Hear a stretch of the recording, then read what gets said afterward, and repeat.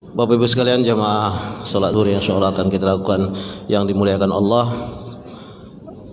Seorang tabi'in yang bernama Abdul Mubarak mempunyai seorang jariyah. Jariyah ini budak perempuan. Suatu hari ada menitipkan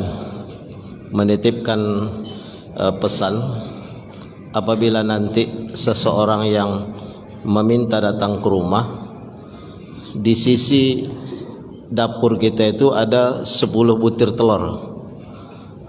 Maka kalau ada yang meminta-minta, ambil semuanya, kasihkan kepadanya. Abdul Mubarak, orang yang berpuasa pada hari itu, termasuk jariyahnya. Lalu betul hari itu menjelang asar datang seseorang meminta sesuatu di rumah itu. Tapi jariyah ini, pembantu perempuan yang di rumah ini, kita sebut pembantu saja, mengambil 9 telur yang ada itu lalu diberikan, diasingkan sebuah. Pikirannya bagus. Nanti kalau berbuka, nanti kalau telur yang di atas di dapur ini dikasihkan semua, berbuka nanti dengan tuanku makan apa?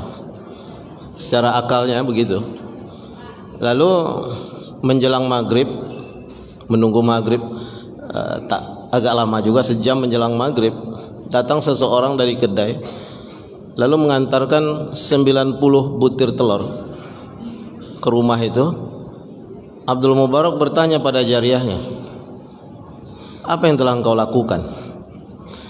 Kenapa amanah yang aku sampaikan tadi tidak engkau lakukan? Jadi Abdul Mubarak ini, kalau dalam keyakinan itu adalah, kita ini kan orang Islam. Islam itu kan baru penyerahan diri kepada Allah.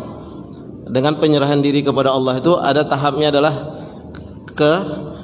keimanan. Setelah keimanan itu kan keyakinan. Nah, Abdul Mubarak ini pada posisi nilai keyakinan. Setiap satu kebaikan yang diberikan mesti Allah balaskan dari 10 sampai 700 kali lipat. Maka ketika telur itu dapat dibagikan sama orang ke rumahnya 90 itu, ini mesti ada satu yang tak disampaikan. Kenapa? Kalau dia 10 berarti 100. Kalau dia 90 berarti 9 tadi ini. Lalu ditanya, kenapa engkau tak sampaikan amanah? Lalu ditanyakan. Lalu kata jariyahnya, wahai tuanku, sesungguhnya aku berpikir awalnya seperti itu. Tapi karena kita berpuasa, kalau nanti semuanya kita berikan, maka kita tak bisa berbuka dengan sesuatu apapun di rumah, maka telur yang satu itu aku asingkan. Kata Abdul Mubarak, engkau belum sampai ke derajat yang yakin tentang apa yang kita buat dan Allah akan membalasnya. Itu dimaksudnya ya. Kita dalam keseharian seperti itu juga. Mungkin untuk sampai ke derajat yakin ini memang harus ada dalam hidup kita itu sesuatu yang menguji, meyakinkan diri kita terhadap hal itu. Ya. Maka dikatakan sesuatu dalam hidup ini tidak bisa semuanya diukur dengan otak. Karena otak ini mudah dikelabui dengan allazi waswisu fi sudurin nas minal jinnati wan nas. Memang jin itu masuknya ke sudur ini, ke dada, tapi dia akan mempengaruhi otak untuk berpikir keduniaan. Maka kalau dia sudah berpikir keduniaan, keyakinannya itu mulai luntur.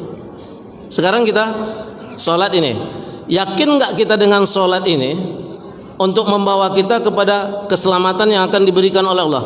Kalau tak yakin, tak bisa dia. Sekarang sholat itu kan punya tingkatan juga. Ketika sholat itu hanya memenuhi kewajiban, ya sudah, kewajiban saja yang terpenuhi. Tapi kalau kita yakin bahwa Allah itu akan memberikan solusi setiap kesulitan yang ada dalam kehidupan kita dari sholat itu, maka akan diselesaikan oleh Allah dengan cara yang baik. Kita kan hanya sebatas ketika kita sholat duha kita berharapkan rezeki yang lebih. Ketika kita sholat malam masih berharapkan kesulitan itu diuraikan oleh Allah. Ketika sholat hajat kita ingin berharap hajat kita itu sampai. Ketika kita sholat sholat istikharah supaya Allah memilihkan sesuatu yang terbaik. Itu masih tatanan awam. Karena ketika kita sholat duha, ya kan? Kita baca inad duha aka wal bahaba aka, ya kan?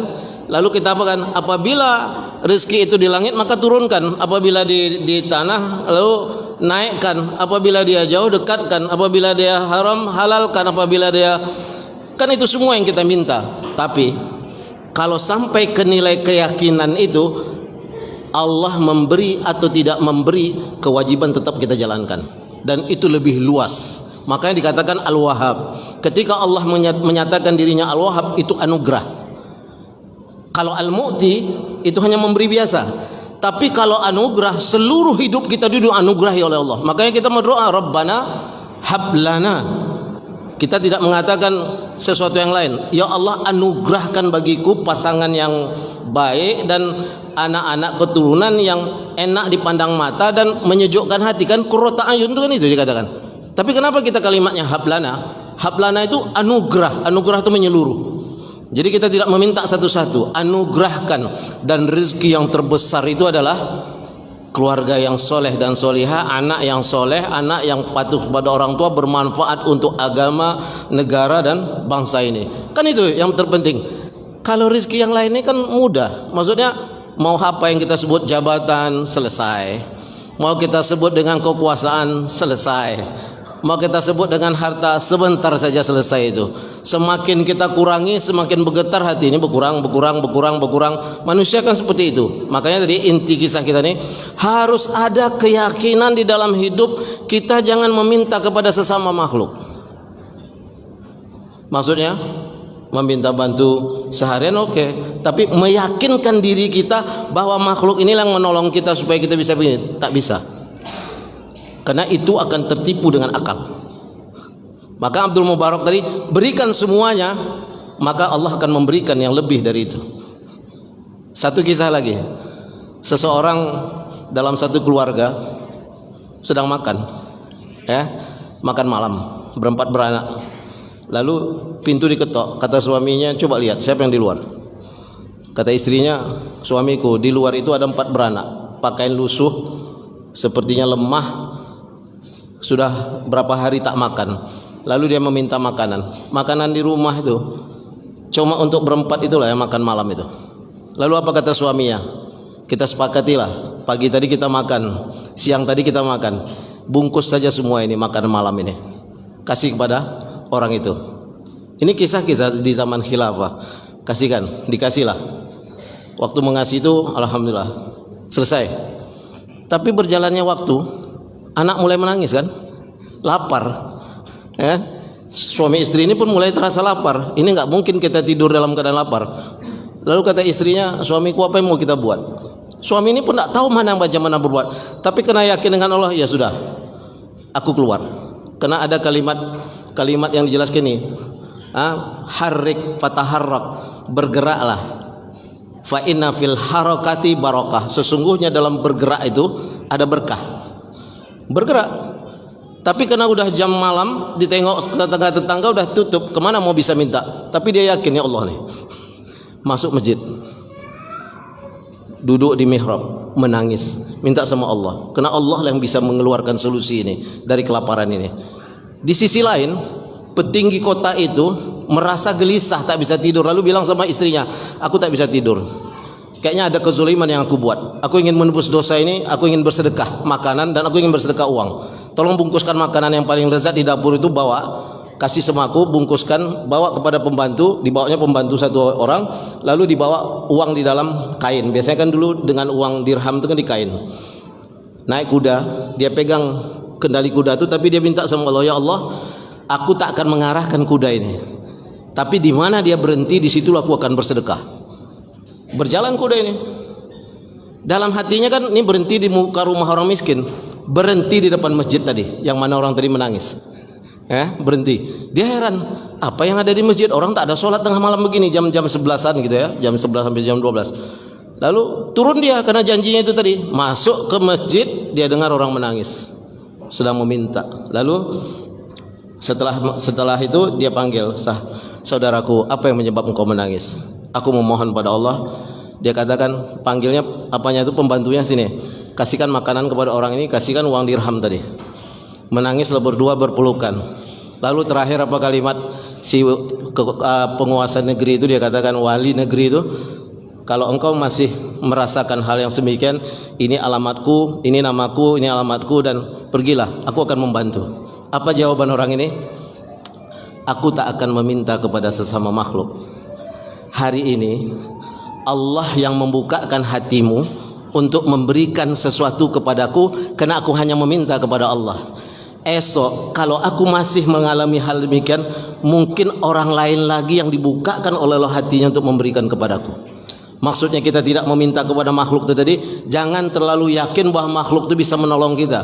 Maka mintalah kepada Allah, karena Allah yang akan membukakan siapa-siapa yang akan membantu kita. Kalau kita zaman sekarang, petinggi negeri ngasih kita kartu nama, begegas kita ke rumahnya kan.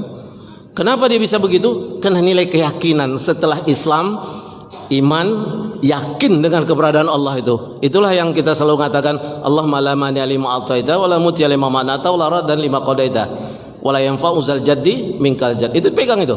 Allah, ya Allah, sesungguhnya tak ada yang dapat melarang jika engkau memberi, dan tak ada yang dapat memberi jika engkau melarang. Ya kan?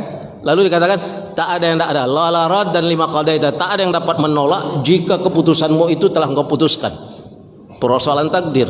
Dan sebaik-baiknya zat bekal kita adalah nilai ketakwaan. Maka ittaqullah, bertakwalah kita pada Allah. Sama-sama kita berdoa, kita termasuk dari orang-orang yang bertakwa. Kita tutup dengan doa kita memajlis. Subhanakallahumma wa bihamdika asyhadu an la ilaha illa anta astaghfiruka wa atubu ilaik. Ya Allah, berilah kekuatan kepada kami, dan berilah pertemuan kami ini rahmat-Mu, dan jadikanlah perpisahan kami sebagai bagian dari pengampunan dosa-Mu dan perlindungan-Mu. Rabbana atina fid dunya hasanah wa fil akhirati hasanah wa qina azabannar. Walhamdulillahi rabbil alamin. Lebih kurang mohon maaf. Wabillahi taufiq wal hidayah. Assalamualaikum warahmatullahi wabarakatuh.